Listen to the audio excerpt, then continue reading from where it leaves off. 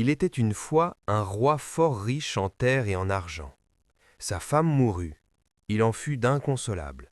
Il s'enferma 8 jours entiers dans un petit cabinet où il se cassait la tête contre les murs, tant il était affligé. On craignait qu'il ne se tuât. On mit des matelas entre la tapisserie et la muraille, de sorte qu'il avait beau se frapper, il ne se faisait plus de mal. Tous ses sujets résolurent entre eux de l'aller voir et de lui dire ce qu'il pourrait de plus propre à soulager sa tristesse. Les uns préparaient des discours graves et sérieux, d'autres d'agréables et même de réjouissants, mais cela ne faisait aucune impression sur son esprit. À peine entendait-il ce qu'on lui disait. Enfin, il se présenta devant lui une femme si couverte de crêpe noire, de voiles, de mantes, de longs habits de deuil, et qui pleurait et sanglotait si fort et si haut qu'il en demeura surpris. Elle lui dit qu'elle n'entreprendrait point comme les autres de diminuer sa douleur, qu'elle venait pour l'augmenter, parce que rien n'était plus juste que de pleurer une bonne femme, que pour elle, qui avait eu le meilleur de tous les maris, elle faisait bien son compte de pleurer tant qu'il lui resterait des yeux à la tête. Là-dessus, elle redoubla ses cris, et le roi, à son exemple, se mit à pleurer. Il la reçut mieux que les autres. Il l'entretint des belles qualités de sa chère défunte, et elle renchérit sur celles de son cher défunt.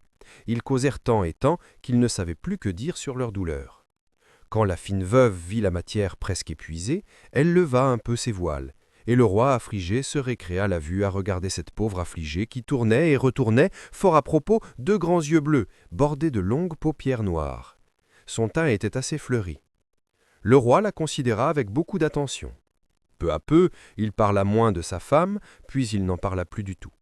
La veuve disait qu'elle voulait toujours pleurer son mari, le roi la pria de ne point immortaliser son chagrin. Pour conclusion, l'on fut tout étonné qu'il l'épousât, et que le noir se changeât en vert et en couleur de rose. Il suffit très souvent de connaître le faible des gens pour entrer dans leur cœur et pour en faire tout ce que l'on veut. Le roi n'avait eu qu'une fille de son premier mariage, qui passait pour la 8e merveille du monde. On la nommait Florine, parce qu'elle ressemblait à Flore, tant elle était fraîche, jeune et belle. On ne lui voyait guère d'habits magnifiques. Elle aimait les robes de taffetas volant avec quelques agrafes de pierreries et force guirlandes de fleurs, qui faisaient un effet admirable quand elles étaient placées dans ses beaux cheveux. Elle n'avait que 15 ans lorsque le roi se remaria. La nouvelle reine envoyait querir sa fille, qui avait été nourrie chez sa marraine la fée Soussio, mais elle n'en était ni plus gracieuse ni plus belle. Soussio y avait voulu travailler et n'avait rien gagné. Elle ne laissait pas de l'aimer chèrement. On l'appelait Truitonne, car son visage avait autant de taches de rousseur qu'une truite. Ses cheveux noirs étaient si gras et si crasseux que l'on y pouvait toucher, et sa peau jaune distillait de l'huile. La reine ne laissait pas de l'aimer à la folie, elle ne parlait que de la charmante Truitonne, et comme Florine avait toutes sortes d'avantages au-dessus d'elle, la reine s'en désespérait.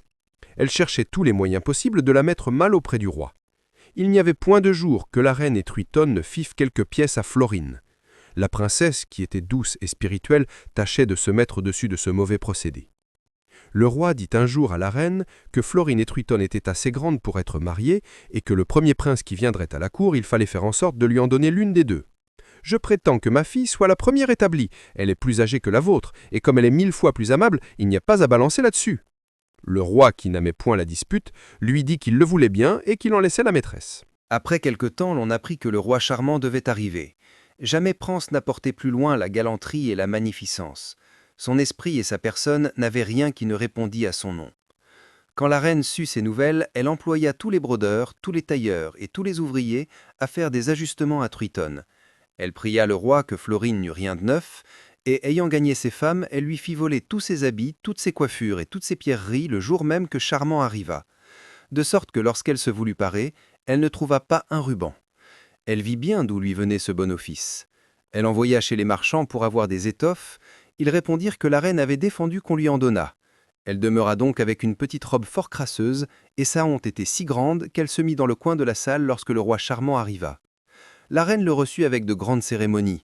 Elle lui présenta sa fille, plus brillante que le soleil, et plus laide par toutes ses parures qu'elle ne l'était ordinairement. Le roi en détourna les yeux. La reine voulait se persuader qu'elle lui plaisait trop et qu'il craignait de s'engager, de sorte qu'elle la faisait toujours mettre devant lui.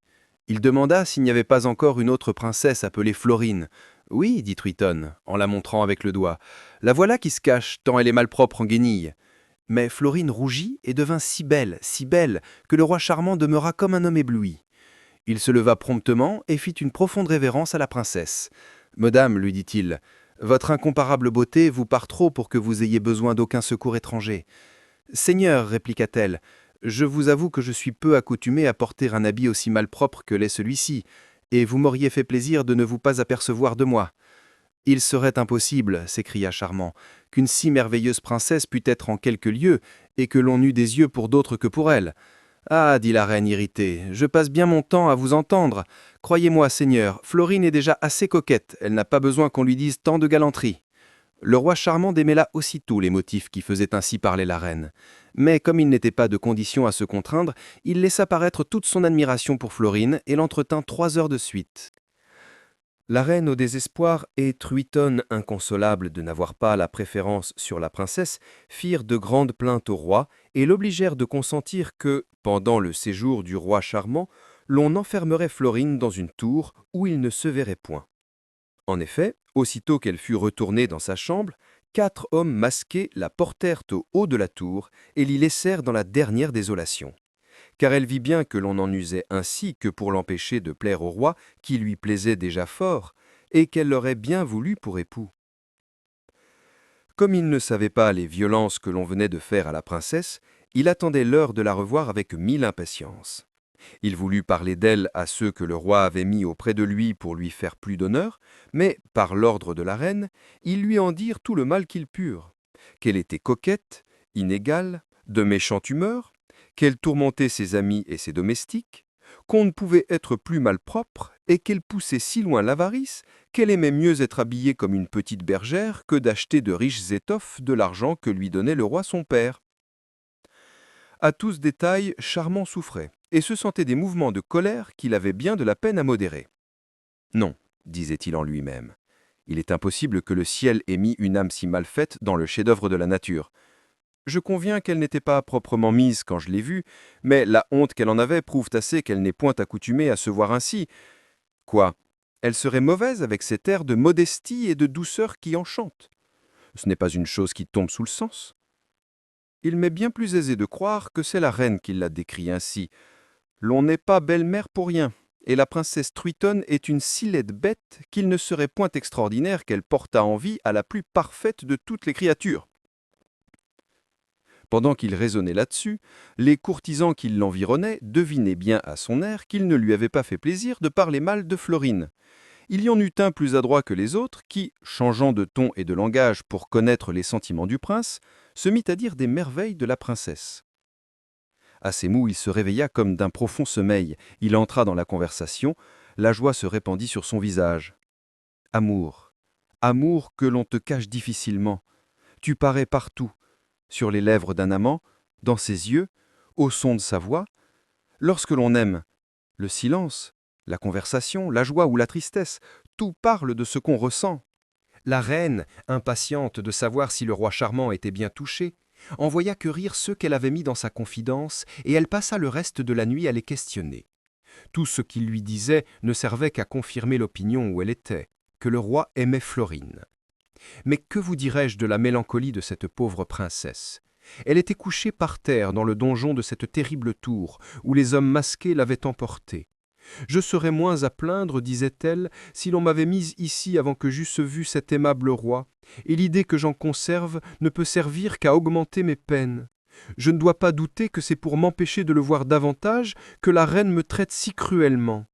Hélas, que le peu de beauté dont le ciel m'a pourvu coûtera cher à mon repos. » Elle pleurait ensuite si amèrement que sa propre ennemie en aurait eu pitié si elle avait été témoin de ses douleurs.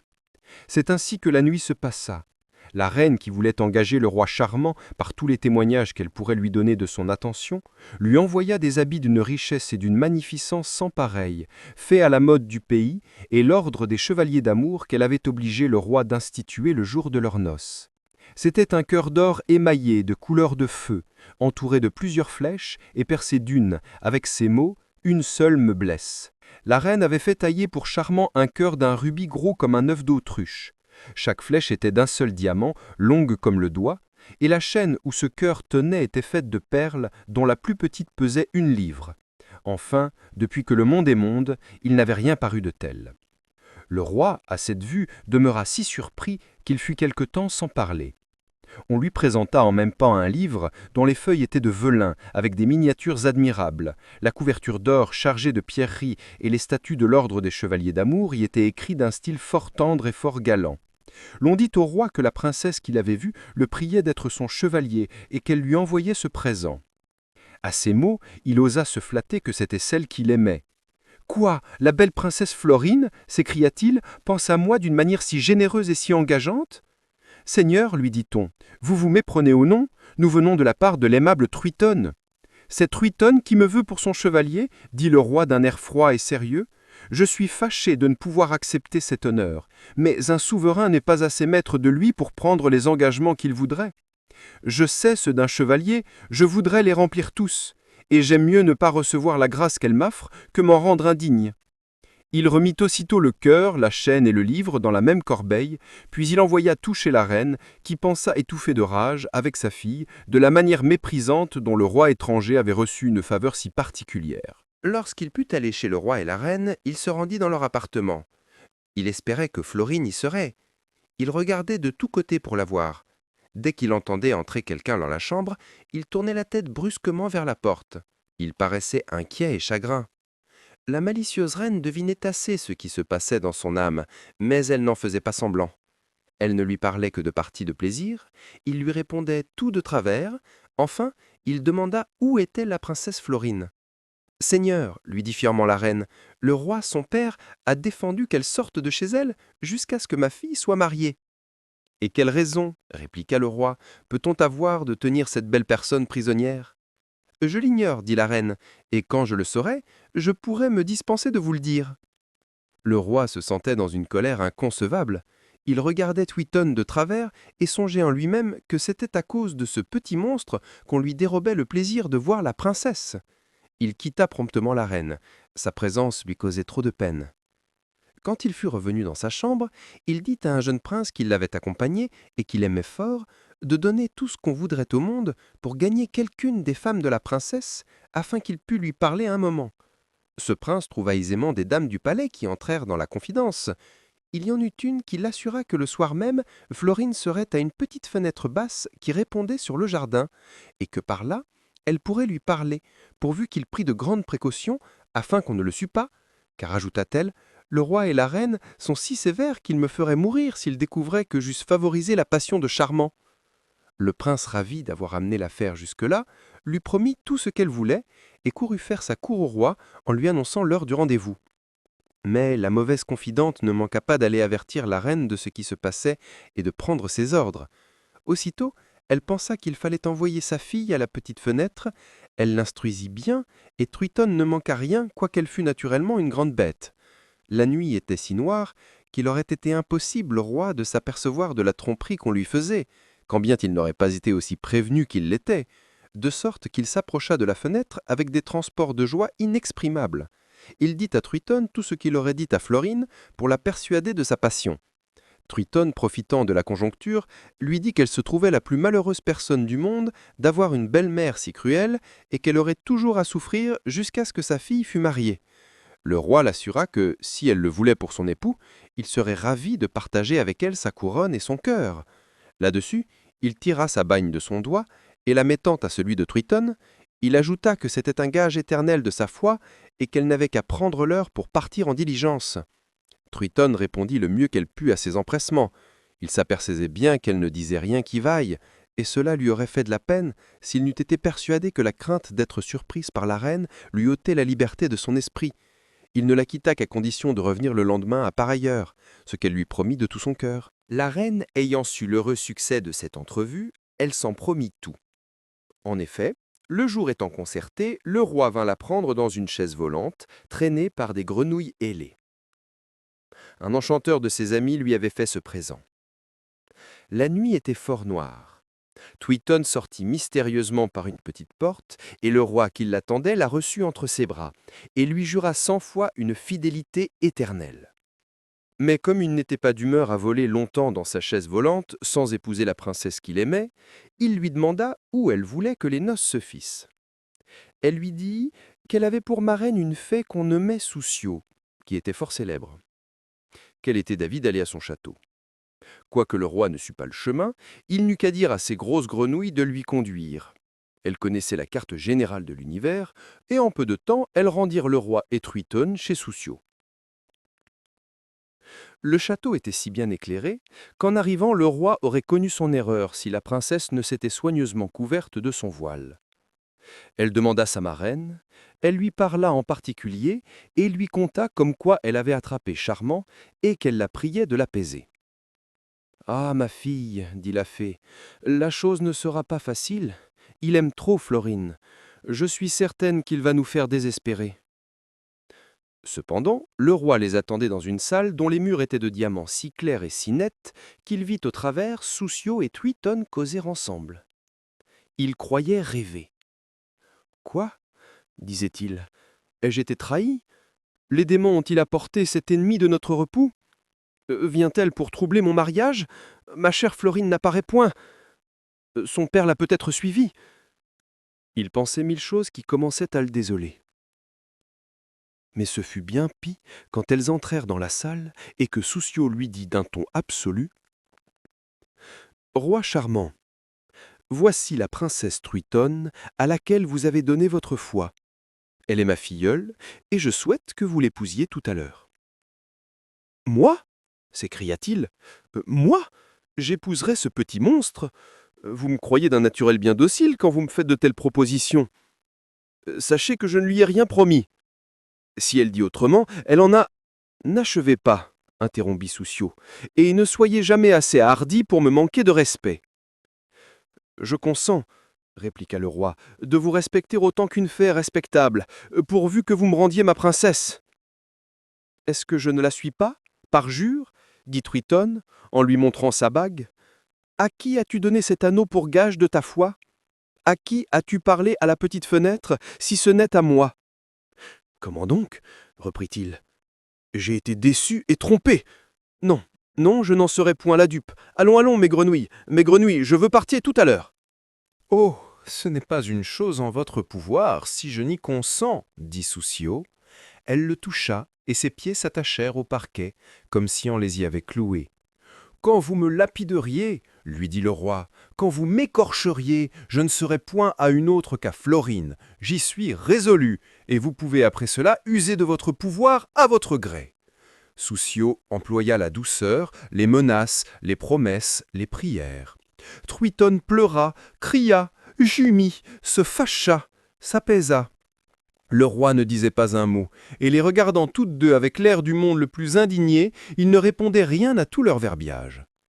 Il se passa ainsi 20 jours et 20 nuits sans qu'elles cessassent de parler, sans manger, sans dormir et sans s'asseoir. Enfin, Soussio, à bout et fatigué, dit au roi « Eh bien, vous êtes un opiniâtre qui ne voulait pas entendre raison. Choisissez, ou d'être 7 ans en pénitence pour avoir donné votre parole sans la tenir, ou d'épouser ma filleule. » Le roi, qui avait gardé un profond silence, s'écria tout d'un coup « Faites de moi tout ce que vous voudrez pourvu que je sois délivré de cette maussade. » « Maussade vous-même, dit Truitonne en colère. Je vous trouve un plaisant roitelet avec votre équipage marécageux de venir jusqu'en mon pays me dire des injures et manquer à votre parole. Si vous aviez pour 4 deniers d'honneur, en usuriez-vous ainsi? Voilà des reproches touchants, dit le roi d'un ton railleur. Voyez-vous qu'on a tort de ne pas prendre une si belle personne pour sa femme? Non, non, elle ne la sera pas, s'écria Soussio en colère. Tu n'as qu'à t'envoler par cette fenêtre si tu veux, car tu seras 7 ans oiseau bleu.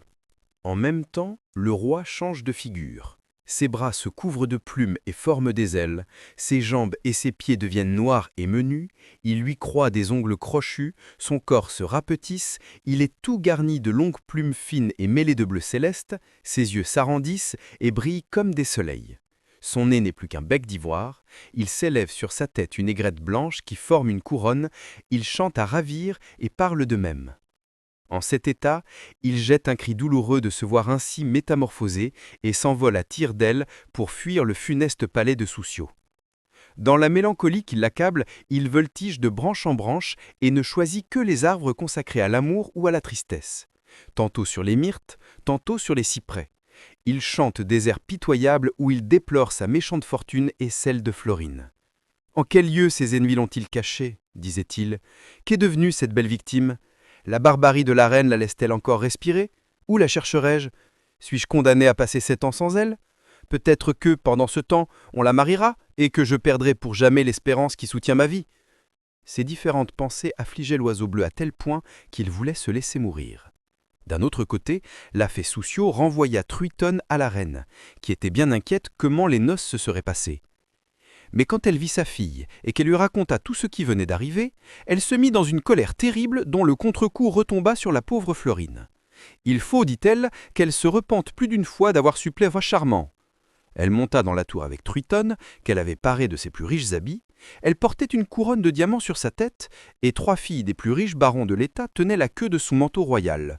Elle avait au pouce l'anneau du roi Charmant, que Florine remarqua le jour qu'ils parlèrent ensemble. Elle fut étrangement surprise de voir Truitonne dans un si pompeux appareil. « Voilà ma fille qui vient vous apporter des présents de sa noce, dit la reine. Le roi Charmant l'a épousée. Il l'aime à la folie. Il n'a jamais été des gens plus satisfaits. » Aussitôt, on étale devant la princesse des étoffes d'or et d'argent, des pierreries, des dentelles, des rubans qui étaient dans de grandes corbeilles de filagrames d'or. En lui présentant toutes ces choses, Truitonne ne manquait pas de faire briller l'anneau du roi. De sorte que la princesse Florine, ne pouvant plus douter de son malheur, elle s'écria d'un air désespéré qu'on ôta de ses jus tous ces présents si funestes, qu'elle ne voulait plus porter que du noir, ou plutôt qu'elle voulait présentement mourir. Elle s'évanouit, et la cruelle reine, ravie d'avoir si bien réussi, ne permit pas qu'on la secourût. Elle la laissa seule dans le plus déplorable état du monde, et fut contée malicieusement au roi que sa fille était si transportée de tendresse que rien n'égalait les extravagances qu'elle faisait, qu'il fallait bien se donner de garde de la laisser sortir de la tour. Le roi lui dit qu'elle pouvait gouverner cette affaire à sa fantaisie, et qu'il en serait toujours satisfait. Lorsque la princesse revint de son évanouissement et qu'elle réfléchit sur la conduite qu'on tenait avec elle, au mauvais traitement qu'elle recevait de son indigne marâtre et à l'espérance qu'elle perdait pour jamais d'épouser le roi Charmant, sa douleur devint si vive qu'elle pleura toute la nuit. En cet état, elle se mit à sa fenêtre, où elle fit des regrets fort tendres et fort touchants. Quand le jour approcha, elle la ferma et continua de pleurer. La nuit suivante, elle ouvrit la fenêtre. Elle poussa de profonds soupirs et des sanglots. Elle versait un torrent de larmes. Le jour vint, elle se cacha dans sa chambre. Cependant, le roi Charmant, ou pour mieux dire le bel oiseau bleu, ne cessait point de voltiger autour du palais. Il jugeait que sa chère princesse y était renfermée, et si elle faisait de tristes plaintes, les siennes ne l'étaient pas moins. Il s'approchait des fenêtres le plus qu'il pouvait pour regarder dans les chambres. Mais la crainte que Truitonne ne l'aperçût et ne se doutât que c'était lui, l'empêchait de faire ce qu'il aurait voulu. « Il y va de ma vie, disait-il en lui-même. Si ces mauvaises princesses découvraient où je suis, elles voudraient se venger. Il faudrait que je m'éloigne ou que je fusse exposé au dernier danger. » Ces raisons l'obligèrent à garder de grandes mesures et d'ordinaire, il ne chantait que la nuit. Il y avait vis-à-vis de la fenêtre où Florine se mettait un cyprès d'une hauteur prodigieuse. L'oiseau bleu vint s'y percher. Il y fut à peine qu'il entendit une personne qui se plaignait. « Souffrirai-je encore longtemps ?» disait-elle. « La mort ne viendra-t-elle point à mon secours? Ceux qui la craignent ne la voient que trop tôt. Je la désire et la cruelle me fuit. Ah, barbare reine, que t'ai-je fait pour me retenir dans une captivité si affreuse? N'as-tu pas assez d'autres endroits pour me désoler? Tu n'as qu'à me rendre témoin du bonheur que ton indigne fille goûte avec le roi Charmant. » L'oiseau bleu n'avait pas perdu un mot de cette plainte. Il en demeura bien surpris, et il attendait le jour avec la dernière impatience pour voir la dame affligée. Mais avant qu'il vînt, elle avait fermé la fenêtre et s'était retirée. L'oiseau curieux ne manqua pas de revenir la nuit suivante. Il faisait clair de lune. Il vint d'une fille à la fenêtre de la tour qui commençait ses regrets. « Fortune, disait-elle, toi qui me flattais de régner, toi qui m'avais rendu l'amour de mon père, que t'ai-je fait pour me plonger tout d'un coup dans les plus amères douleurs? Est-ce dans un âge aussi tendre que le mien qu'on doit commencer à ressentir ton inconstance? Reviens, barbare, reviens s'il est possible. Je te demande pour toute faveur de terminer ma fatale destinée. » L'oiseau bleu écoutait. Et plus il écoutait, plus il se persuadait que c'était son aimable princesse qui se plaignait. Il lui dit « Adorable Florine, merveille de nos jours, pourquoi voulez-vous finir si promptement les vôtres? Vos maux ne sont point sans remède. » « Et qui me parle ?» s'écria-t-elle d'une manière si consolante. « Un roi malheureux, reprit-il, qui vous aime et n'aimera jamais que vous. Un roi qui m'aime, ajouta-t-elle. Est-ce ici un piège que me tend mon ennemi? Mais au fond, qui gagnera-t-elle? Si elle cherche à découvrir mes sentiments, je suis prête à lui en faire l'aveu. Non, ma princesse, répondit-il. L'amant qui vous parle n'est point capable de vous trahir. En achevant ces mots, il vola sur la fenêtre. Florine eut d'abord grand-peur d'un oiseau si extraordinaire, qui parlait autant d'esprit que s'il avait été un homme, quoiqu'il conservait le petit son de voix d'un rossignol. Mais la beauté de son plumage et ce qu'il lui dit la rassura. « M'est-il permis de vous revoir, ma princesse » s'écria-t-il. « Puis y goûter un bonheur si parfait sans mourir de joie? Mais alas, que cette joie est troublée par votre captivité et l'état où le méchant soucieux m'a réduit pour 7 ans. »« Et qui êtes-vous, charmant oiseau » dit la princesse en le caressant. « Vous avez dit mon nom, ajouta le roi, et vous feignez de ne pas me connaître. »« Quoi? Le plus grand roi du monde?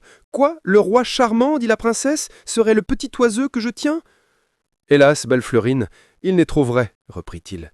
Et s'il quelque chose m'en peut en consoler, c'est que j'ai préféré cette peine à celle de renoncer à la passion que j'ai pour vous. »« Pour moi, dit Florine, ah, ne cherchez point à me tromper. Je sais que vous avez épousé Truitonne. J'ai reconnu ton anon à son doigt. Je l'ai vue toute brillante des diamants que vous lui avez donnés. Elle est venue m'insulter dans ma triste prison, chargée d'une riche couronne et d'un manteau royal qu'elle tenait de votre main, pendant que moi j'étais chargé de chaînes et de fer. »« Vous avez vu Truitonne en cet équipage ? Interrompit le roi. Sa mère et elle ont osé vous dire que ces joyaux venaient de moi ? Oh ciel! Est-il possible que j'entende des mensonges si affreux et que je ne puisse m'en venger aussitôt que je le souhaite? Sachez qu'abusant de votre nom, elles m'ont engagé d'enlever cette laide Truitonne. Mais aussitôt que je connus mon erreur, je voulus l'abandonner, et je choisis enfin d'être oiseau bleu 7 ans de suite, plutôt que de manquer à la fidélité que je vous ai vouée. Florine avait un plaisir si sensible d'entendre parler son aimable amant, qu'elle ne se souvenait plus des malheurs de sa prison. Que ne lui dit-elle pas pour le consoler de sa triste aventure et pour le persuader qu'elle ne ferait pas moins pour lui qu'il avait fait pour elle? Le jour paraissait. La plupart des officiers étaient déjà levés, que l'oiseau bleu et la princesse parlaient encore ensemble. Ils se séparèrent avec 1000 peines, après s'être promis que toutes les nuits, ils s'entretiendraient ainsi. La joie de s'être trouvés était si extrême qu'il n'est point de terme capable de l'exprimer. Chacun de son côté remerciait l'amour et la fortune. Cependant, Florine s'inquiétait pour l'oiseau bleu. « Qui le garantira des chasseurs, disait-elle, ou de la serrégule de quelque aigle, ou de quelque vautour affamé qui le mangera avec autant d'appétit que si ce n'était pas un grand roi? Ô ciel! Que deviendrais-je si ces plumes légères et fines, poussées par le vent, venaient jusque dans ma prison m'annoncer le désastre que je crains? » Cette pensée empêcha que la pauvre princesse fermât les yeux, car lorsque l'on aime, les illusions paraissent des vérités, et ce que l'on croyait impossible dans un autre temps semble aisé en celui-là, de sorte qu'elle passa le jour à pleurer jusqu'à ce que l'heure fût venue de se mettre à sa fenêtre. Le charmant oiseau, caché dans le creux d'un arbre, avait été tout le jour occupé à penser à sa belle princesse. « Que je suis content, disait-il, de l'avoir retrouvée, qu'elle est engageante, que je sens vivement les bontés qu'elle me témoigne. » Ce tendre amant comptait jusqu'au moindre moment de la pénitence qui l'empêchait de l'épouser, et jamais l'on n'en a désiré la fin avec plus de passion. Comme il voulait faire à Florine toutes les galanteries dont il était capable, il vola jusqu'à la ville capitale de son royaume. Il fut à son palais, il entra dans son cabinet par une vitre qui était cassée. Il prit des pendants d'oreilles de diamants si parfaits et si beaux qu'il n'y en avait point au monde qui en approchassent. Il les apporta le soir à Florine et la pria de s'en parer. « J'y consentirai, lui dit-elle, si vous me voyez le jour, mais puisque je ne vous parle que la nuit, je ne les mettrai pas. » L'oiseau lui promit de prendre si bien son temps qu'il viendrait à la tour à l'heure qu'elle voudrait. Aussitôt, elle mit les pendants d'oreilles, et la nuit se passa comme s'était passé l'autre. Le lendemain, l'oiseau bleu retourna dans son royaume, et il fut à son palais. Il entra dans son cabinet par la vitre rompue, et il en apporta les plus riches bracelets que l'on eût encore vus. Ils étaient d'une seule émeraude taillée en facettes, creusée par le milieu pour y passer la main et le bras. « Pensez-vous, lui dit la princesse, que mes sentiments pour vous aient besoin d'être cultivés par des présents? Ah, que vous les connaîtriez mal. »« Non, madame, répliqua-t-il, je ne crois pas que les bagatelles que je vous offre soient nécessaires pour me conserver votre tendresse, mais la mienne serait blessée si je négligeais aucune occasion de vous marquer mon attention. Et quand vous ne me voyez point, ces petits bijoux me rappellent à votre souvenir. » Florine lui dit là-dessus 1000 choses obligeantes, auxquelles il répondit par 1000 autres qui ne l'étaient pas moins. La nuit suivante, l'oiseau amoureux ne manqua pas d'apporter à sa belle une montre d'une grandeur raisonnable, qui était dans une perle. L'excellence du travail surpassait celle de la matière. « Il est inutile de me régaler d'une montre, dit-elle galamment. Quand vous êtes éloigné de moi, les heures me paraissent sans fin. Quand vous êtes avec moi, elles passent comme un songe. Ainsi, je ne puis leur donner une juste mesure. » « Hélas, ma princesse, s'écria l'oiseau bleu, j'en ai la même opinion que vous, et je suis persuadé que je renchéris encore sur la délicatesse. »« Après ce que vous souffrez pour me conserver votre cœur, répliqua-t-elle, je suis en état de croire que vous avez porté l'amitié et l'estime aussi loin qu'elles peuvent aller. » Dès que le jour paraissait, l'oiseau volait dans le fond de son arbre où des fruits lui servaient de nourriture. Quelquefois encore, il chantait de beaux airs. Sa voix ravissait les passants. Il l'entendait et ne voyait personne. De là, on pensait que c'étaient des esprits. Cette opinion devint si commune que l'on osait entrer dans le bois. On rapportait 1000 aventures fabuleuses qui s'y étaient passées, et la terreur générale fit la sûreté particulière de l'oiseau bleu. Il ne se passait aucun jour sans qu'il fît un présent à Florine, tantôt un collier de perles, ou des bagues des plus brillantes et des mieux mises en œuvre, des attaches de diamants, des poinçons, des bouquets de pierreries qui imitaient la couleur des fleurs, des livres agréables, des médailles. Enfin, elle avait un amas de richesses merveilleuses, elle ne s'emparait jamais que la nuit pour plaire au roi, et le jour, n'ayant point d'endroit où les mettre, elle les cachait soigneusement dans sa paillasse. 2 années s'écoulèrent ainsi sans que Florine se plaignît une seule fois de sa captivité. Et comment s'en serait-elle plaint? Elle avait la satisfaction de parler toute la nuit à ce qu'elle aimait.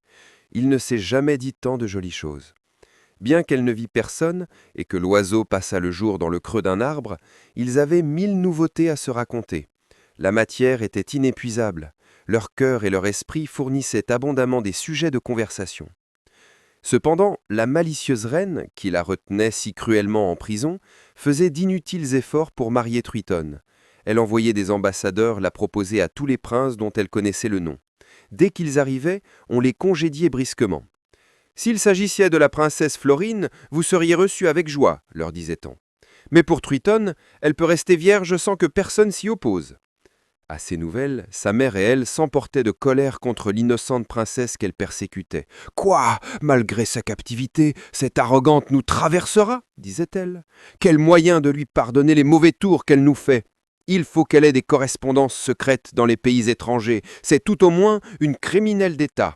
Traitons-la sur ce pied et cherchons tous les moyens possibles de la convaincre. » Elles finirent leur conseil si tard qu'il était plus de minuit lorsqu'elles résolurent de monter dans la tour pour l'interroger.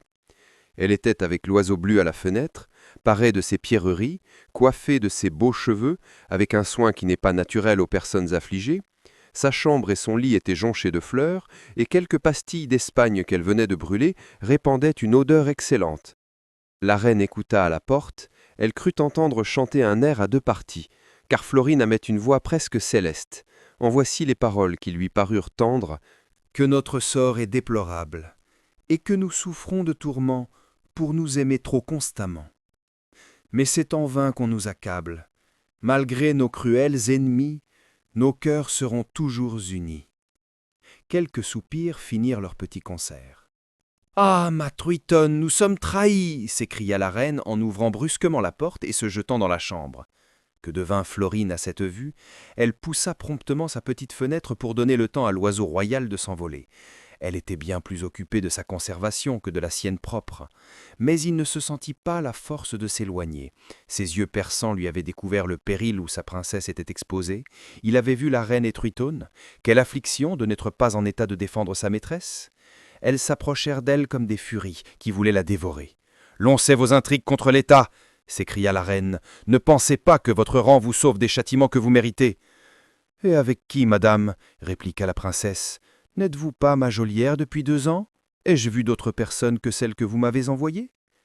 Pendant qu'elle parlait, la reine et sa fille l'examinaient avec une surprise sans pareille.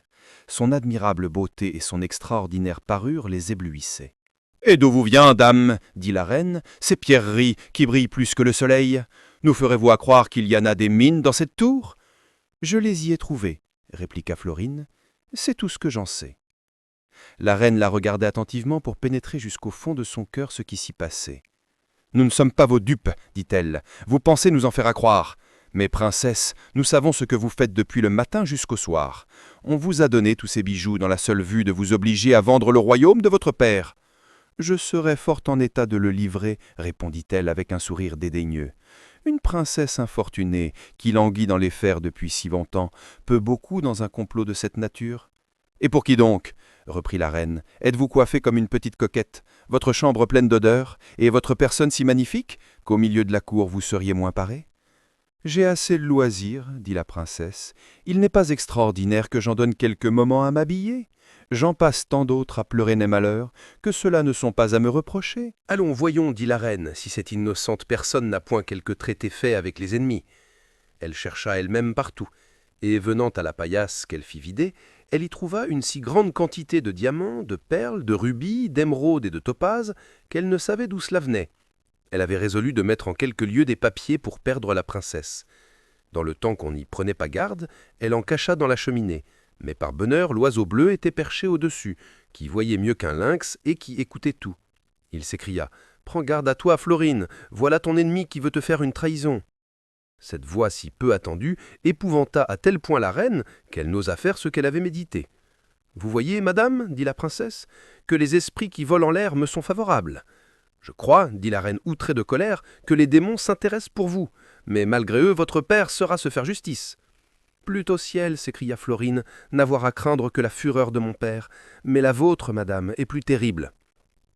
La reine la quitta, troublée de tout ce qu'elle venait de voir et d'entendre. Elle tint conseil sur ce qu'elle devait faire contre la princesse.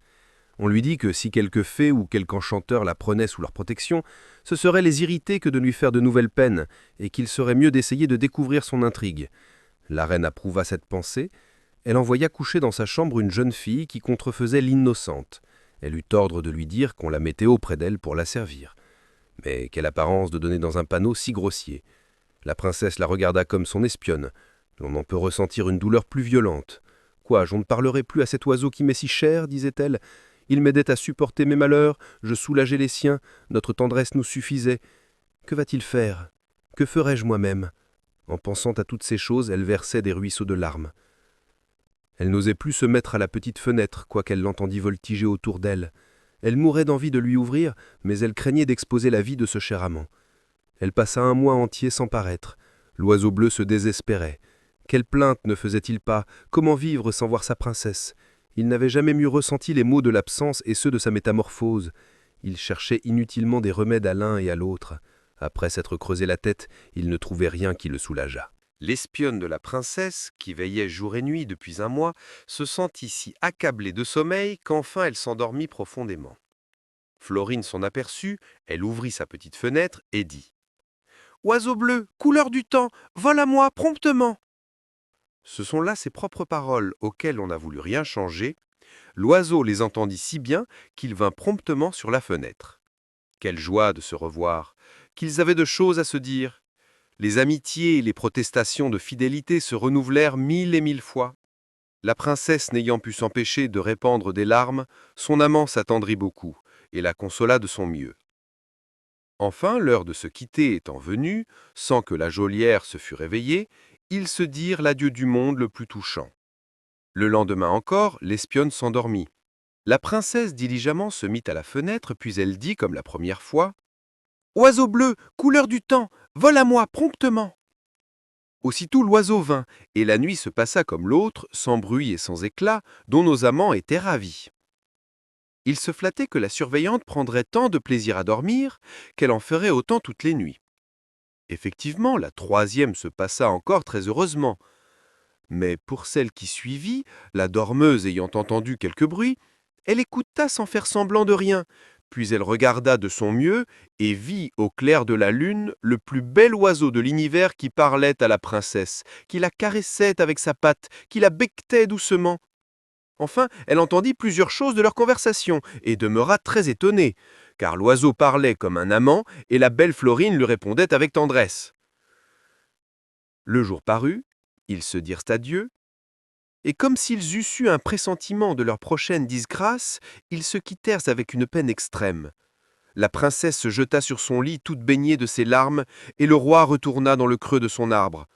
Sa geôlière courut chez la reine, elle lui apprit tout ce qu'elle avait vu et entendu. La reine envoya quérir Truitonne et ses confidentes. Elles raisonnèrent longtemps ensemble et conclurent que l'oiseau bleu était le roi charmant. « Quel affront !» s'écria la reine. « Quel affront, ma Truitonne ! Cette insolente princesse, que je croyais si affligée, jouissait en repos des agréables conversations de notre ingrat. Ah, je me vengerai d'une manière si sanglante qu'il en sera parlé. » Truitonne la pria de n'y perdre pas un moment, et comme elle se croyait plus intéressée dans l'affaire que la reine, elle mourait de joie lorsqu'elle pensait à tout ce qu'on ferait pour désoler l'amant et la maîtresse. La reine renvoya l'espionne dans la tour, elle lui ordonna de ne témoigner ni soupçon ni curiosité, et de paraître plus endormie qu'à l'ordinaire. Elle se coucha de bonne heure, elle ronfla de son mieux, et la pauvre princesse déçue, ouvrant la petite fenêtre, s'écria « Oiseau bleu, couleur du temps, vole à moi promptement !» Mais elle l'appela toute la nuit inutilement. Il ne parut point, car la méchante reine avait fait attacher au cyprès des épées, des couteaux, des rasoirs, des poignards, et lorsqu'il vint à tire-d'aile s'abattre dessus, ses armes meurtrières lui coupèrent les pieds. Il tombera sur d'autres, qui lui coupèrent les ailes. Et enfin, tout percé, il se sauva avec 1000 peines jusqu'à son arbre, laissant une longue trace de sang. Que n'étiez-vous là, belle princesse, pour soulager cet oiseau royal? Mais elle serait morte si elle l'avait vu dans un état si déplorable. Il ne voulait prendre aucun soin de sa vie, persuadé que c'était Florine qui lui avait fait jouer ce mauvais tour. « Ah, barbare !»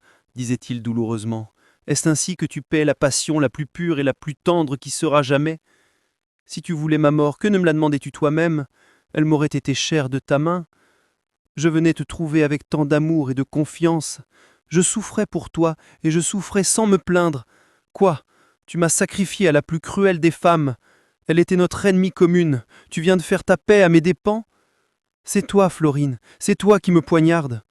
Tu as emprunté la main de Truitonne, et tu l'as conduite jusque dans mon sein. » Ces funestes idées l'accablèrent à tel point qu'il résolut de mourir. Mais son ami l'enchanteur, qui avait vu revenir chez lui les grenouilles volantes avec le chariot, sans que le roi parût, se mit si en peine de ce qui pouvait lui être arrivé, qu'il parcourut 8 fois toute la terre pour le chercher, sans qu'il lui fût possible de le trouver. Il faisait son 9e tour lorsqu'il passa dans le bois où il était, et selon les règles qu'il s'était prescrites, il sonna du corps assez longtemps, et puis il cria 5 fois de toute sa force « Roi charmant! Roi charmant! Où êtes-vous » Le roi reconnut la voix de son meilleur ami. « Approchez, lui dit-il de cet arbre, et voyez le malheureux roi que vous chérissez, noyé dans son sang. » L'enchanteur, tout surpris, regardait de tous côtés sans rien voir. « Je suis oiseau bleu, dit le roi d'une voix faible et languissante. » À ces mots, l'enchanteur le trouva sans peine dans son cotigny. Un autre que lui aurait été étonné plus qu'il ne le fut, mais il n'ignorait aucun tour de l'art nécromancien, il ne lui en coûta que quelques paroles pour arrêter le sang qui coulait encore, et avec des herbes qu'il trouva dans le bois, et sur lesquelles il dit 2 mots de grimoire, il guérit le roi aussi parfaitement que s'il n'avait pas été blessé. Il le pria ensuite de lui apprendre par quelle aventure il était devenu oiseau et qui l'avait blessé si cruellement. Le roi contenta sa curiosité. Il lui dit que c'était Florine qui avait décelé le mystère amoureux des visites secrètes qu'il lui rendait, et que, pour faire sa paix avec la reine, elle avait consenti à laisser garnir le cyprès de poignards et de rasoirs par lesquels il avait été presque haché. Il se récria 1000 fois sur l'infidélité de cette princesse, et dit qu'il s'estimerait heureux d'être mort avant que d'avoir connu son méchant cœur. Le magicien se déchaîna contre elle et contre toutes les femmes.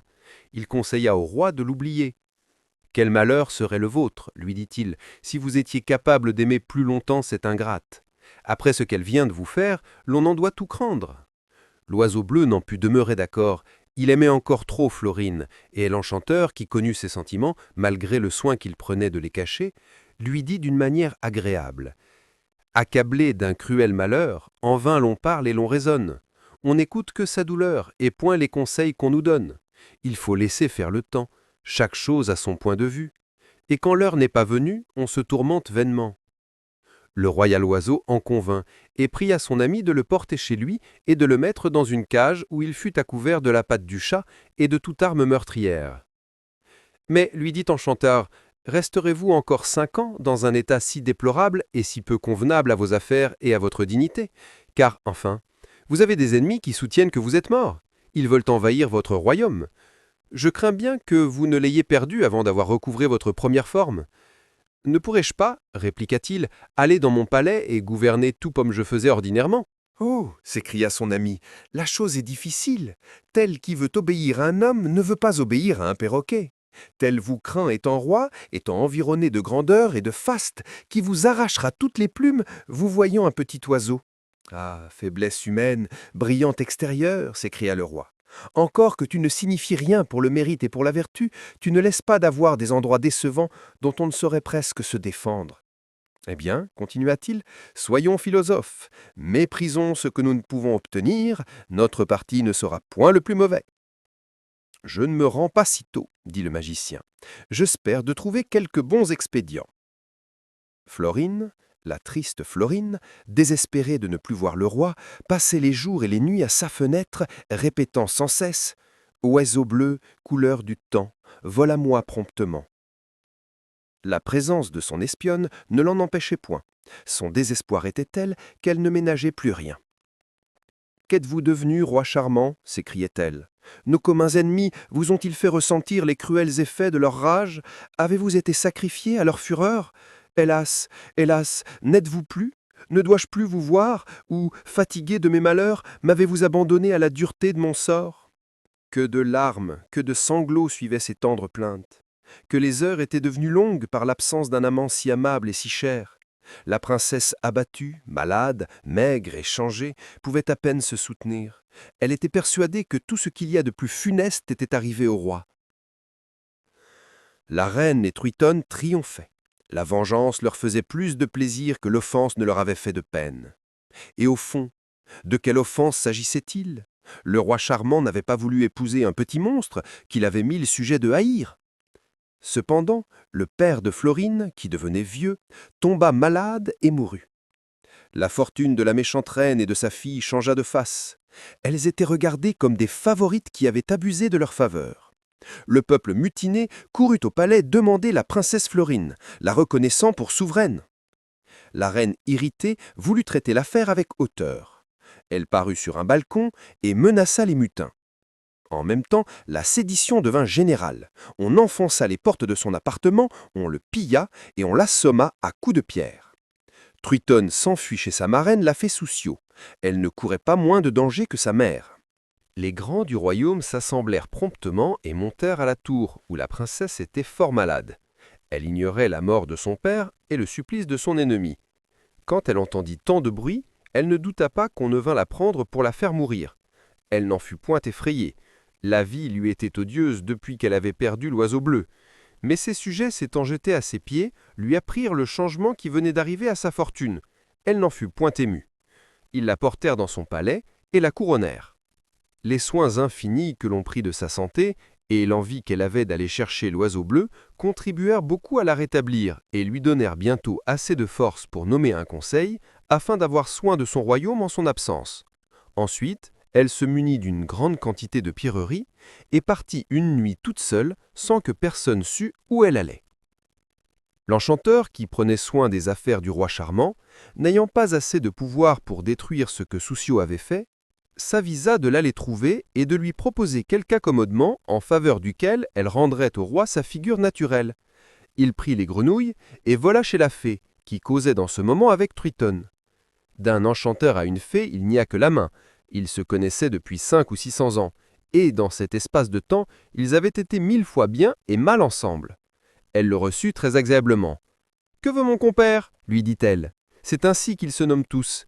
Y a-t-il quelque chose pour son service qui dépend de moi ?»« Oui, ma commère, dit le magicien. Vous pouvez tout pour ma satisfaction. Il s'agit du meilleur de mes amis, d'un roi que vous avez rendu infortuné. »« Ah, je vous entends, compère, s'écria Souciot. J'en suis fâché, mais il n'y a point de grâce à espérer pour lui s'il ne veut épouser ma filleule. La voilà belle et jolie, comme vous voyez.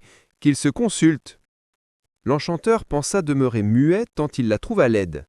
Cependant, il ne pouvait se résoudre à s'en aller sans régler quelque chose avec elle, parce que le roi avait couru 1000 risques depuis qu'il était en cage. Le clou qui l'accrochait s'était rompu, La cage était tombée, et Sa Majesté emplumée souffrit beaucoup de cette chute. Minet, qui se trouva dans la chambre lorsque cet accident arriva, lui donna un coup de griffe dans l'œil dont il pensa rester borgne. Une autre fois, on avait oublié de lui donner à boire. Il manqua d'en avoir la pupille quand on l'en garantit par quelques gouttes d'eau. Un petit coquin de singe s'étant échappé attrapa ses plumes au travers des barreaux de la cage, et il ne l'épargnait aussi peu qu'il aurait fait un jet ou un merle. Le pire de tout cela, c'est qu'il était sur le point de perdre son royaume. Ses héritiers faisaient tous les jours des fourberies nouvelles pour prouver qu'il était mort. Enfin, l'enchanteur conclut avec sa commère Souciot qu'elle mènerait Truitonne dans le palais du roi Charnant, qu'elle y resterait quelques mois, pendant lesquels il prendrait sa résolution de l'épouser, et qu'elle lui rendrait sa figure, quitte à reprendre celle d'oiseau s'il ne voulait pas se marier. La fée donna des habits tout d'or et d'argent à Truitonne, puis elle la fit monter en trousse derrière elle, sur un dragon. Et elles se rendirent au royaume de Charmant qui venait d'y arriver avec son fidèle ami l'enchanteur. En 3 coups de baguette, il se vit le même qu'il avait été, beau, aimable, spirituel et magnifique. Mais il achetait bien cher le temps qu'on diminuait de sa pénitence. La seule pensée d'épouser Truitonne le faisait frémir. L'enchanteur lui disait les meilleures raisons qu'il pouvait, elle ne faisait qu'une médiocre impression sur son esprit, et il était moins occupé de la conduite de son royaume que des moyens de prolonger le terme que Souciot lui avait donné pour épouser Truitonne. Cependant, la reine Florine, déguisée sous un habit de paysanne, avec ses cheveux épars et mêlés qui cachaient son visage, un chapeau de paille sur la tête, un sac de toile sur son épaule, commença son voyage, tantôt à pied, tantôt à cheval, tantôt par mer, tantôt par terre. Elle faisait toute la diligence possible, mais ne sachant où elle devait tourner ses pas, elle craignait toujours d'aller d'un côté pendant que son aimable roi serait de l'autre. Un jour qu'elle s'était arrêtée au bord d'une fontaine, dont l'eau argentée bondissait sur de petits cailloux, elle eut envie de se laver les pieds. Elle s'assit sur le gazon, elle releva ses blancs cheveux avec un ruban et mit ses pieds dans le ruisseau. Elle ressemblait à Diane, qui se baigne au retour d'une chasse. Il passa dans cet endroit une petite vieille toute voûtée, appuyée sur un gros bâton. Elle s'arrêta et lui dit « Que faites-vous là, ma belle-fille? Vous êtes bien seule ?» « Ma bonne mère, dit la reine, je ne laisse pas d'être en grande compagnie, car j'ai avec moi les chagrins, les inquiétudes et les déplaisirs. » À ces mots, ses yeux se couvrirent de larmes. « Quoi, si jeune, vous pleurez, dit la bonne femme. Ah, ma fille, ne vous affligez pas. Dites-moi sincèrement ce qui vous fait de la peine, et je ferai en sorte de vous soulager. » La reine le voulut bien. Elle lui conta ses chagrins, la conduite que la fée Souciot avait tenue dans cette affaire, et enfin comme elle cherchait l'oiseau bleu. La petite vieille se redresse, change tout d'un coup de visage, paraît belle, jeune, habillée superbement.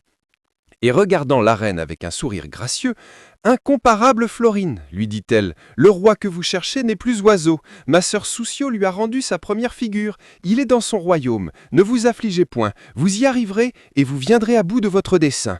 Voilà 4 œufs. Vous les casserez dans vos pressants besoins et vous y trouverez des secours qui vous seront utiles. » En achevant ces mots, elle disparut. Florine se sentit fort consolée de ce qu'elle venait d'entendre. Elle mit ses œufs dans son sac et tourna ses pas vers le royaume de Charmant.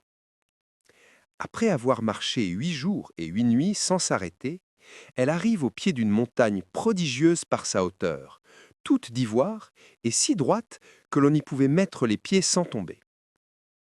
Elle fit 1000 tentatives inutiles, elle glissait, elle se fatiguait, et désespérée d'un obstacle si insurmontable, elle se coucha au pied de la montagne, résolue de s'y laisser mourir, quand elle se souvint des œufs que la fée lui avait donnés. Elle en prit un. « Voyons, dit-elle, si elle ne s'est point moquée de moi en me promettant les secours dont j'aurais besoin. » Dès qu'elle l'eut cassé, elle y trouva des petits crampons d'or qu'elle mit à ses pieds et à ses mains. Quand elle les eut, elle monta la montagne d'ivoire sans aucune peine, car les crampons entraient dedans et l'empêchaient de glisser. Lorsqu'elle fut tout au haut, elle eut de nouvelles peines pour descendre. Toute la vallée était d'une seule glace de miroir. Il y avait autour plus de 60 000 femmes qui s'y miraient avec un plaisir extrême, car ce miroir avait bien 2 lieues de large et 6 de haut. Chacune s'y voyait selon ce qu'elle voulait être. La rousse y paraissait blonde, la brune avait les cheveux noirs. La vieille croyait être jeune, la jeune n'y vieillissait point. Enfin, tous les défauts y étaient si bien cachés qu'on y venait des 4 coins du monde. Il y avait de quoi mourir de rire de voir les grimaces et les minauderies que la plupart de ces coquettes faisaient. Cette circonstance n'y attirait pas moins d'hommes. Le miroir leur plaisait aussi. Il faisait paraître aux uns de beaux cheveux, aux autres la taille plus haute et mieux prise, l'air martial et meilleure mine. Les femmes dont ils se moquaient ne se moquaient pas moins d'eux, de sorte que l'on appelait cette montagne de 1000 noms différents. Personne n'était jamais parvenu jusqu'au sommet, et quand on y vit Florine, les dames poussèrent de longs cris de désespoir. « Où va cette mal avisée » disaient-elles. « Sans doute qu'elle a assez d'esprit pour marcher sur notre glace. Du premier pas, elle brisera tout !» Elle faisait un bruit épouvantable. La reine ne savait comment faire, car elle voyait un grand péril à descendre par là. Elle cassa un autre œuf, dont il sortit 2 pigeons et un chariot qui devint en même temps assez grand pour s'y placer commodement. Puis les pigeons descendirent légèrement avec la reine, sans qu'il lui arrivât rien de fâcheux. Elle leur dit « Mes petits amis, si vous vouliez me conduire jusqu'au lieu où le roi charmant tient sa cour, vous n'obligeriez point une ingrate. » Les pigeons, civils et obéissants, ne s'arrêtèrent ni jour ni nuit qu'ils ne fussent arrivés aux portes de la ville. Florine descendit et leur donna à chacun un doux baiser, plus estimable qu'une couronne. Oh, que le cœur lui battait en entrant!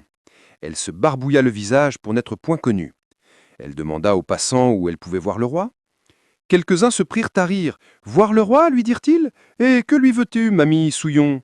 Va te décrasser, tu n'as pas les yeux assez bons pour voir un tel monarque. » La reine ne répondit rien. Elle s'éloigna doucement et demanda encore à ceux qu'elle rencontrait où elle se pourrait mettre pour voir le roi. « Il doit venir demain au temple avec la princesse Truitonne, lui dit-on, car enfin, il consent à l'épouser. » Ciel, quelle nouvelle! Truitonne, l'indigne Truitonne sur le point d'épouser le roi? Florine pensa mourir. Elle n'eut plus de force pour parler ni pour marcher. Elle se mit sous une porte, assise sur des pierres, bien cachée de ses cheveux et de son chapeau de paille. « Infortunée que je suis, disait-elle, je viens ici pour augmenter le triomphe de ma rivale et me rendre témoin de sa satisfaction. C'était donc à cause d'elle que l'oiseau bleu cessa de ne venir voir. C'était pour ce petit monstre qu'il faisait la plus cruelle de toutes les infidélités, pendant qu'abîmé dans la douleur, je m'inquiétais pour la conservation de sa vie. Le traître avait changé, et se souvenant moins de moi que s'il ne m'avait jamais vu, il me laissait le soin de m'affliger de sa trop longue absence, sans se soucier de la mienne.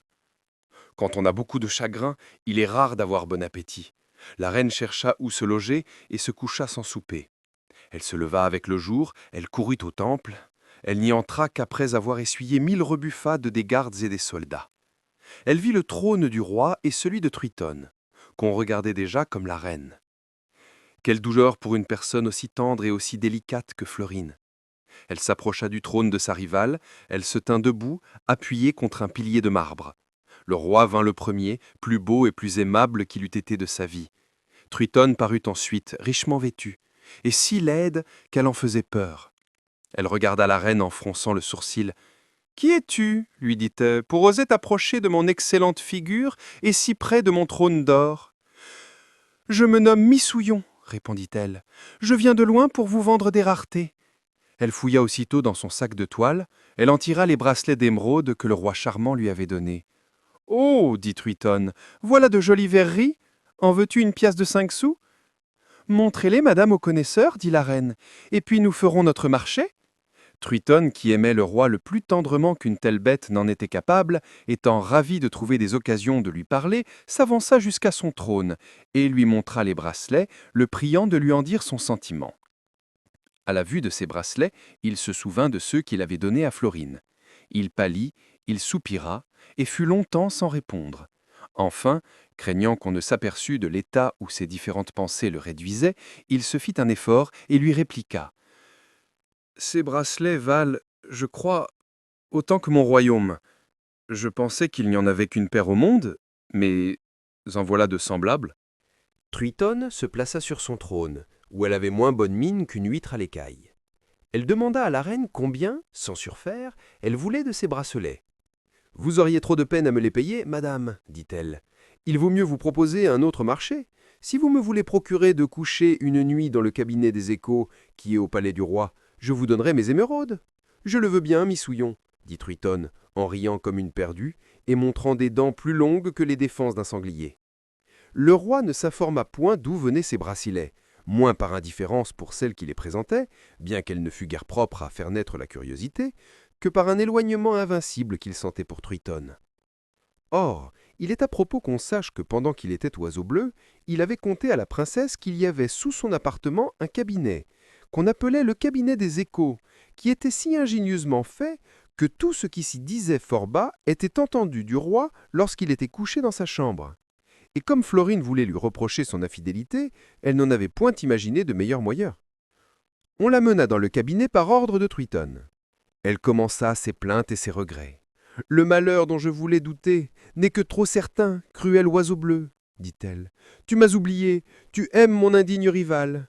Les bracelets que j'ai reçus de ta déloyale main n'ont pu me rappeler à ton souvenir, tant j'en suis éloigné. » Alors les sanglots interrompirent ses paroles, et quand elle eut assez de force pour parler, elle se plaignit encore, et continua jusqu'au jour. Les valets de chambre l'avaient entendue toute la nuit gémir et soupirer. Ils le dirent à Triton, qui lui demanda quel tintamarre elle avait fait. La reine lui dit qu'elle dormait si bien qu'ordinairement elle rêvait et qu'elle parlait très souvent tout haut. Pour le roi, il ne l'avait point entendu par une fatalité étrange. C'est que depuis qu'il avait aimé Florine, il ne pouvait plus dormir, et lorsqu'il se mettait au lit pour prendre quelque repos, on lui donnait de l'opium. La reine passa une partie du jour dans une étrange inquiétude. « S'il m'a entendu, disait-elle, se peut-il comme une indifférence plus cruelle? S'il ne m'a pas entendu, que ferai-je pour parvenir à me faire entendre ?» Il ne se trouvait plus de raretés extraordinaires, car des pierreries sont toujours belles, mais il fallait quelque chose qui piquât le goût de Triton. Elle eut recours à ses œufs. Elle en cassa un. Aussitôt, il en sortit un petit carrosse d'acier poli, garni d'or de rapport. Il était attelé de 6 souris vertes, conduites par un raton couleur de rose, et le postillon, qui était aussi de famille ratonienne, était gris de lin. Il y avait dans ce carrosse 4 marionnettes plus fringantes et plus spirituelles que toutes celles qui paraissent aux foires Saint-Germain et Saint-Laurent. Elles faisaient des choses surprenantes, particulièrement 2 petites égyptiennes qui, pour danser la sarabande et les passe-pieds, ne le cédaient à aucun danseur. La reine demeura ravie de ce nouveau chef-d'œuvre de l'art nécromancien. Elle ne dit mot jusqu'au soir, qui était l'heure que Trutaillon allait à la promenade. Elle se mit dans une allée, faisant galoper ses souris, qui traînaient le carrosse, les ratons et les marionnettes. Cette nouveauté étonna si Short Trutaillon qu'elle s'écria 2 ou 3 fois « Missouillon, Missouillon, veux-tu 5 sous du carrosse et de ton attelage souriquois ?» « Demandez aux gens de lettres et aux docteurs de ce royaume, dit Florine, ce qu'une telle merveille peut valoir, et je m'en rapporterai à l'estimation du plus savant. Trutaillon, qui était absolu en tout, lui répliqua « Sans m'importuner plus longtemps de ta crasseuse présence, dis-moi le prix. »« Dormir encore dans le cabinet des échos, dit-elle, est tout ce que je demande. »« Va, pauvre bête, répliqua Trulaoan, tu n'en seras pas refusé. » Et, se tournant vers ces dames, « Voilà une sotte créature, dit-elle, de retirer si peu d'avantages de ses raretés. » La nuit vint, Florine dit tout ce qu'elle put imaginer de plus tendre, et elle le dit aussi inutilement qu'elle avait déjà fait, parce que le roi ne manquait jamais de prendre son opium. Les valets de chambre disaient entre eux « Sans doute cette paysanne est folle, qu'est-ce qu'elle raisonne toute la nuit ?» Avec cela, disaient les autres, « Il ne laisse pas d'y avoir de l'esprit et de la passion dans ce qu'elle conte. » Elle attendait impatiemment le jour pour voir quel effet ses discours auraient produit. « Quoi, ce barbare est devenu sourd à ma voix ?» disait-elle. « Il n'entend plus sa chère Florine. Ah, quelle faiblesse de l'aimer encore, que je mérite bien les marques de mépris qu'il me donne. » Mais elle y pensait inutilement, elle ne pouvait se guérir de sa tendresse. Il n'y avait plus qu'un œuf dans son sac dont elle dut espérer du secours. Elle le cassa. Il en sortit un pâté de 6 oisons qui étaient bardés, cuits et fort bien apprêtés. Avec cela, il chantait merveilleusement bien, disait la bonne aventure et savait mieux la médecine qu'Esculape. La reine resta charmée d'une chose si admirable. Elle fut avec son pâté parlant dans l'antichambre de Trutaillon. Comme elle attendait qu'elle passât, un des valets de chambre du roi s'approcha d'elle et lui dit « Mamie Souillon, savez-vous bien que si le roi ne prenait pas de l'opium pour dormir, vous l'étourdiriez assurément, car vous jasez la nuit d'une manière surprenante. » Florine ne s'étonna plus de ce qu'il ne l'avait pas entendu. Elle fouilla dans son sac et lui dit « Je crains si peu d'interrompre le repos du roi, que si vous voulez ne lui point donner d'opium ce soir, en cas que je couche dans ce même cabinet, toutes ces perles et tous ces diamants seront pour vous. » Le valet de chambre y consentit et lui en donna sa parole. À quelques moments de là, Triton vint. Elle aperçut la reine avec son pâté qui feignait de le vouloir manger. « Que fais-tu là, Missouillon ?» lui dit-elle. Madame, répliqua Florine, je mange des astrologues, des musiciens et des médecins. En même temps, tous les oiseaux se mettent à chanter plus mélodieusement que des sirènes. Puis ils s'écrièrent « Donnez la pièce blanche, et nous vous dirons votre bonne aventure ». Un canard qui dominait dit plus haut que les autres « Quand, je suis médecin, je guéris de tout maux et de toutes sortes de folies, hormis de celle d'amour. » Truitonne, plus surprise de tant de merveilles qu'elle l'eût été de ses jours, jura « Par la vertuichou, voilà un excellent pâté. Je le veux avoir. Ça, missouillon, que t'en donnerais-je » Le prix ordinaire, dit-elle, couché dans le cabinet des échos, et rien davantage. Tiens, dit généreusement Truitonne, car elle était de belle humeur par l'acquisition d'un tel pâté, tu en auras une pistole. Florine, plus contente qu'elle l'eût encore été parce qu'elle espérait que le roi l'entendrait, se retira en la remerciant. Dès que la nuit parut, elle se fit conduire dans le cabinet, souhaitant avec ardeur que le valet de chambre lui tînt parole, et qu'au lieu de donner de l'opium au roi, il lui présentât quelque autre chose qui pût le tenir éveillé. Lorsqu'elle crut que chacun s'était endormi, elle commença ses plaintes ordinaires. « À combien de périls me suis-je exposée, disait-elle, pour te chercher pendant que tu me fuis et que tu veux épouser Truitonne. Que t'ai-je donc fait, cruel, pour oublier les serments? Souviens-toi de ta métamorphose, de mes bontés, de nos tendres conversations. » Elle les répéta presque toutes avec une mémoire qui prouvait assez que rien ne lui était plus cher que ce souvenir. Le roi ne dormait point, et il entendait si distinctement la voix de Florine et toutes ses paroles qu'il ne pouvait comprendre d'où elles venaient.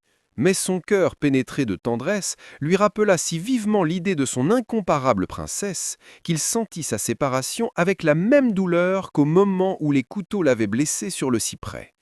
Il se mit à parler de son côté comme la reine avait fait du sien. « Ah, princesse, dit-il, trop cruel pour un amant qui vous adorait. Est-il possible que vous m'ayez sacrifié à nos communs ennemis ?» Florine entendit ce qu'il disait, et ne manqua pas de lui répondre, et de lui apprendre que s'il voulait entretenir la Missouillon, il serait éclairci de tous les mystères qu'il n'avait pu pénétrer jusqu'alors.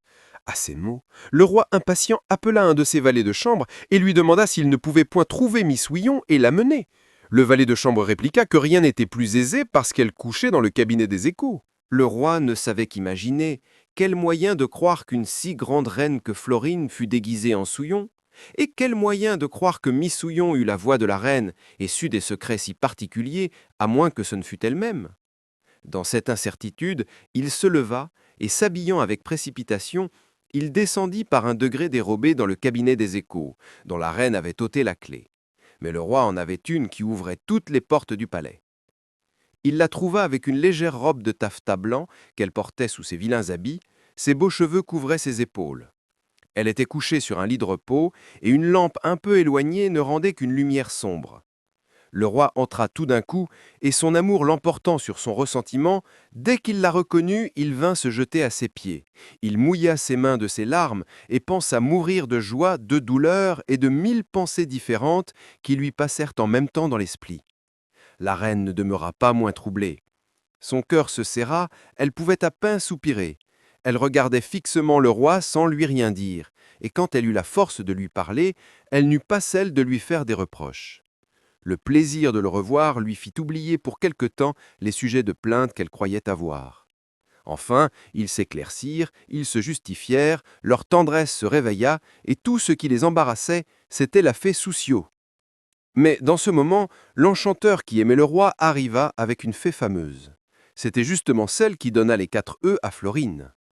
Après les premiers compliments, l'enchanteur et la fée déclarèrent que leurs pouvoirs étant unis en faveur du roi et de la reine, Souciot ne pouvait rien contre eux, et qu'ainsi leur mariage ne recevrait aucun retardement. Il est aisé de se figurer la joie de ces 2 jeunes amants. Dès qu'il fut jour, on la publia dans tout le palais, et chacun était ravi de voir Florine. Ces nouvelles allèrent jusqu'à Truitonne, elle accourut chez le roi. Quelle surprise d'y trouver sa belle rivale! Dès qu'elle voulut ouvrir la bouche pour lui dire des injures, l'enchanteur et la fée parurent qui la métamorphosèrent en truie, afin qu'il lui restât au moins une partie de son nom et de son naturelle grandeur. Elle s'enfuit toujours grognant jusque dans la basse-cour, où de longs éclats de rire que l'on fit sur elle achevèrent de la désespérer. Le roi charmant et la reine Florine, délivrés d'une personne si odieuse, ne pensèrent plus qu'à la fête de leurs noces. La galanterie et la magnificence y parirent également. Il est aisé de juger de leur félicité après de si longs malheurs. Quand Thuiton aspirait à l'hymen de Charmant, et que sans avoir su lui plaire, elle voulait former ce triste engagement, que la mort seule peut défaire, qu'elle était imprudente, hélas. Sans doute elle ignorait qu'un pareil mariage devient un funeste esclavage, si l'amour ne le forme pas. Je trouve que Charmant fut sage. À mon sens, il vaut beaucoup mieux être oiseau bleu, corbeau, devenir hibou même, que d'éprouver la peine extrême d'avoir ce que l'on est toujours devant les yeux. En ces sortes d'hymens, notre siècle est fertile. Les hymens seraient plus heureux si l'on trouvait encore quelque enchanteur habile qui voulût s'opposer à ces coupables nœuds et ne jamais souffrir que l'hyménée unisse, par intérêt ou par caprice, deux cœurs infortunés s'ils ne s'aiment tous deux.